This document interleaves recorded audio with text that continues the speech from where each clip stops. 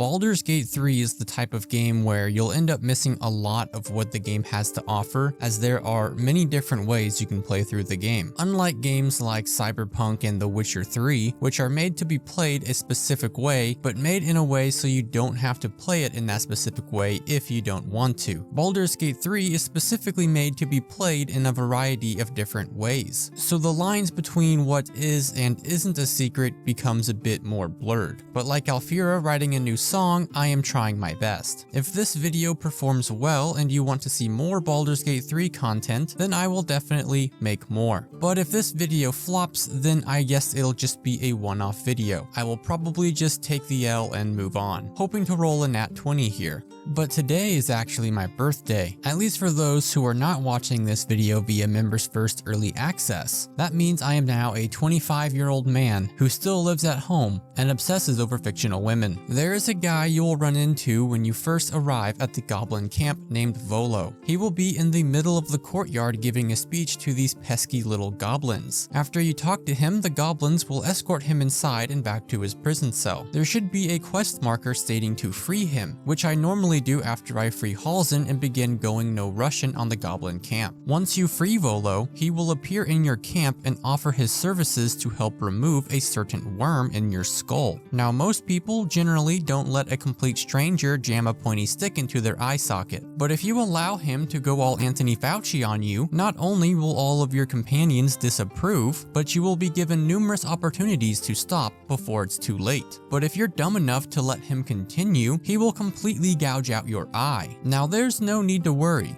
Most games won't reward you for doing something so reckless and idiotic, but in letting Volo gouge out your eye, he will actually give you an enchanted prosthetic eye, which gives you a permanent see invisibility buff, which allows you to see invisible enemies. Any kind of secret and permanent buff is worth losing my right eye for, but I'm also easier to please than Karlach. Eventually, you'll make your way into the Underdark, where you'll stumble across a Myconid colony. When you approach the Sovereign, he, or it, will give you a couple of side quests to complete, one of which is to kill a drow named Nier at the Grimforge. However, when you go looking for him, you find out that he is trapped behind a pile of rubble and we need to rescue him. If you go through the tedium that is blowing the rubble, you'll be forced into a very large and even more annoying fight with Nier and literally every single person inside the Grimforge, which is what you're supposed to do. But if you happen to approach the rubble and use your tadpole to commune with Nier, you can then leave him to his fate, long rest at camp, and when you return to the Grimforge, the entire place will be empty, and you can find Nier dead on the ground. You see, the little guys managed to free Nier all on their own, but it took too long and Nier died from the poison gas. But it took way too long and Nier ended up dying from the poison gas, allowing you to skip the entire fight completely. And this won't happen unless you use your tadpole to commune with him. Now all you have to do is cut the head off Nier's corpse and turn it in. Only if Death Note ended this way. Speaking of skipping tedious boss fights, Ketheric Thorm is a 3-stage boss fight that gets really tedious. There is a way, however, to skip one of the stages entirely. Once you approach Moonrise Towers to confront Ketheric, you can not only climb up the side of the towers and do some creative parkour to skip the massive fight against the Disciple, but you can also make your way into Ketheric's bedroom. And if you use Knock to open the chest at the foot of his bed, you can find a letter from his wife. Once you confront Ketheric on the rooftop, you can mention his wife, which at first glance does nothing as you still have to fight him. But after you defeat Ketheric and make your way through the Mind Flayer colony down below to confront Ketheric again, you can once again bring up his wife and tell him to repent. And as a result, he will actually kill himself, completely bypassing the next stage of the boss fight. You'll still have to fight his final form, Merkel, but it will be much easier in my opinion. While traveling around with Shadowheart, she will eventually reveal that she worships Shar, the Lady of Loss. Afterwards, you can ask her some personal questions to get to know her better, and she will casually mention that she likes night orchids and can't swim. What?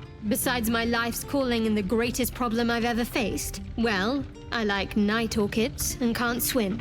This may seem like just some character fluff to give her some personality, but not only is not being able to swim her biggest insecurity, but she also really does like night orchids. Although the game never tells you this, if you pick up a night orchid either in the lower city or the shadow cursed lands, you'll now have an option to talk to her and give her the night orchid. You didn't pick that by hand, did you? They're deadly poisonous. Joking. They're safe. And beautiful. And once you're in the lower city of Baldur's Gate, you can stumble across a city graveyard that contains Karlach's parents. But you can also find a grave for a man named Alistair Marnley, who is an old friend and Sharon mentor of Shadowhearts. But if you manage to have another Night Orchid, you can place it on Alistair's grave, which will trigger some unique dialogue with Shart. Favorite. A kind touch. Thank you. If you come to this location in the Underdark, you can find a hidden grave, and if you dig it up, you can find a dog collar. Now I promise desecrating this poor pup's grave is worth it, which is a sentence I can't believe I actually said. Towards the top of the arcane tower, you can find a button that does seemingly nothing, but this button actually vibrates the dog collar. So if you put the dog collar on your companions and then push the button, you will get some unique voice lines. Although I think Astarion likes it just a little too much. Hey, whatever you did, my collar's vibrating. The collar's trembling. Must be something nearby that's causing it. Whatever you did, it made my neckpiece vibrate. And if you push the button with the dog collar on yourself, it will dispense dog food and destroy itself. Well, look at that.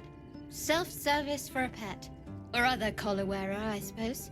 Now Baldur's Gate 3 has a couple of Easter eggs in it that are very subtle, but still cool nonetheless. Near the Worm Crossing in Rivington, you can find an establishment called Sharess's Caress. At one of the tables, you can find a white-haired and white-bearded warrior sitting across from a black-haired sorceress. Personally, I think Triss is better, but sometimes I like it when dark-haired women call me a donkey. I romance Shadowheart, after all. Purple seam, you donkey. But at least I can actually fix Shadowheart. For those that don't understand, this is a reference to the Witcher series, and not that Netflix monstrosity, which is a book and game series that follows a white-haired witcher and a black-haired sorceress who are linked because of magic, and not because the black-haired sorceress is actually good for him, because she's not. He even ran away and hid from her because of how toxic she was. Anyways, once you reach the lower city of Baldur's Gate, around the side of the sorceress Sundries, you will find a cabbage vendor screaming about his cabbages being destroyed. And if you happen to be playing as a monk class, he will tell you to stay away from his cabbages. Do you know how hard it is to get those cabbages into? Wait. The Stoic stance. Calming presence. You're one of those monastic types. You stay clear of my cabbages.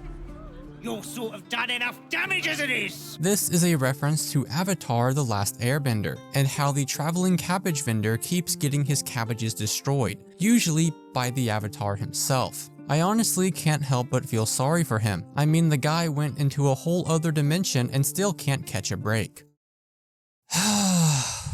That's rough, buddy. This next secret requires a bit of explaining. Once you enter the Goblin Camp, you can find Minthara within the Shattered Sanctum. Rather than killing Minthara, switch to non-lethal damage, and beat her until she's unconscious. Once the fight is over, you can loot her armor and clothes like you normally would, and then you can go ahead and finish, shall we say, purifying the Goblin Camp. Since Minthara is still alive, you will see her again in Act 2. Once you reach the Moonrise Towers in Act 2, you will see that Minthara is pleading with Ketheric. Now before patch 6, Minthara would be in her birthday suit, which only makes the scene extremely sus. But in the current builds of the game, Minthara will be wearing another set of her clothes. And if you recruit Minthara, then you have effectively duplicated her outfit. Although I find the pre-patch 6 version of this secret to be much better, but the feminists over at Larian had to patch it. You can have sex with a bear, but you can't steal a dead girl's underwear. Joking aside, this next secret requires a lot of steps, and just shows that the developers really do plan for almost everything. You can watch Arabella's parents kill Kaga and avenge their daughter. When you head down to the Druid's Grove in Act 1, you'll meet with Kaga trying to execute a tiefling child named Arabella. Arabella is a pretty important character and an innocent child, but in case you're like me and find her extremely annoying, you can actually let Kaga kill her. There's also a somewhat hidden path to resolving the issue at the Emerald Grove that doesn't involve killing Kaga or the tieflings, which involves exposing Kaga's conspiracy with the Shadow Druids. So you'll want to head down to the Druid Sanctuary in the swamp swamp, kill the creatures that lie, and then check the crevice behind the stump to find a letter. Then you have to report back to Kaga and convince her to repent from the Shadow Druids, and make sure she does not die during the battle. Then you can head over to the Goblin camp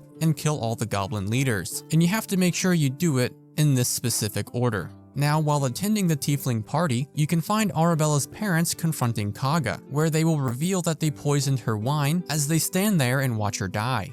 How's the wine? The wine. What did you...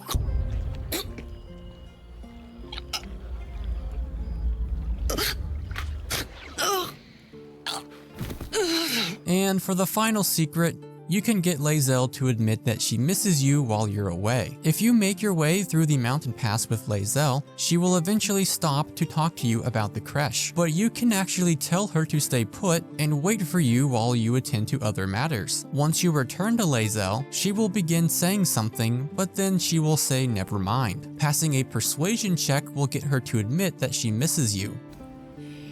I'm glad you came back, all right? Now let's move before this discussion turns maudlin.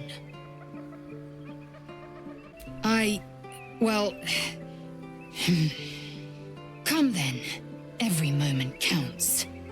The best part of this endearing moment with Lae'zel is that Shadowheart disapproves. Shart is so petty, and I absolutely love it. I miss your camaraderie too, Bazel. You can come ride on me anytime you want.